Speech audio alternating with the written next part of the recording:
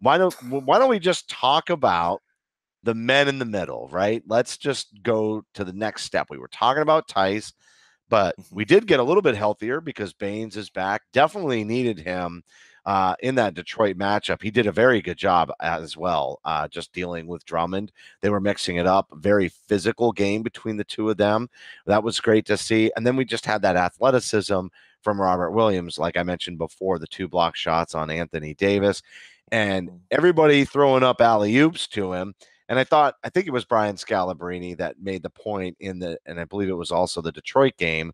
But he said everybody's starting to expect that now. So you got to watch out for the one-dimensional aspects of trying to lob it up to him. But man, not only him, but really to Daniel Tice too. And we saw Baines get some really nice passes going to the rim and kind of rim running.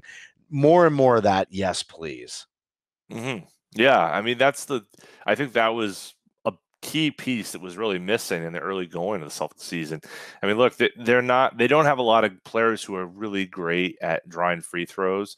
I think Jaylen Brown is a guy who can do that. I think that Hayward can do that, but certainly this week and prior, they're both are coming back from illness. I think that slows some of that in recent games, but I think that having those bigs, putting that pressure on the rim and putting pressure on the bigs really does allow for a lot more creativity and a lot more aggressiveness from the wings and the guys on the outside.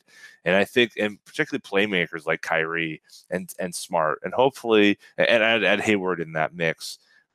In fact, even Tatum has shown a little bit more of that playmaking gene.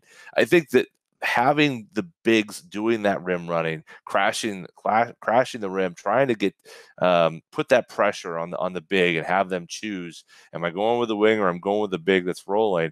I think that's a bit of the secret sauce here, that if the Celtics can shoot it and rim run, which is something they really haven't done a lot of, they did a little bit with some good success with Smart and Horford. More cutters, more this year. I think it's going to help this overall roster.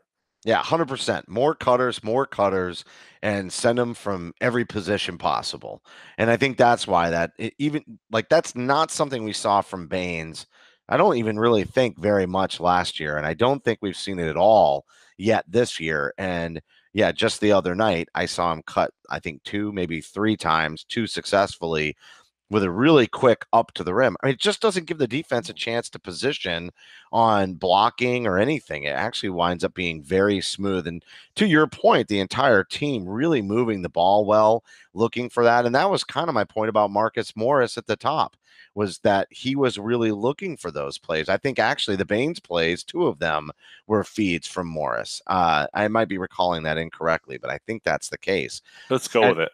Yeah, we'll go with it, because somebody can fact check me, send me the video, or give me some nasty notes on our YouTube channel. But I will tell you that I think that's really one of the most important things that can happen for this offense, and the chemistry on the squad is sharing the ball and seeing, we see Baines start a game.